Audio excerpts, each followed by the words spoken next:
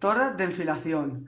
Estáis en una de las 28 torres de enfilación que construyeron los militares entre la Albufera y la Colonia de San Pedro durante el periodo 1941 y 1970.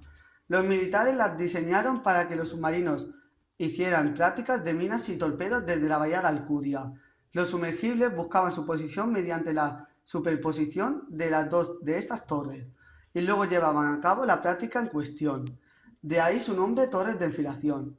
Este obsequio está situado en la finca de Sonreal, Santa Margarida, y más concretamente ante la isla de los Porros.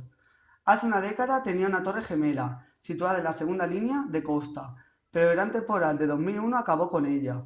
Originalmente las torres estaban numeradas y pintadas de blanco y rojo, colores que hoy todavía pueden intuirse en algunos casos. Siempre se construían en pareja. La segunda torre se ubicaba en la segunda línea de costa a unos 200 metros. De una pareja a otra había 1240 metros. También hay otros elementos arquitectónicos defensivos en la costa como búnkers y nidos de ametralladora, que querían evitar el desembarco de los aliados durante la Segunda Guerra Mundial.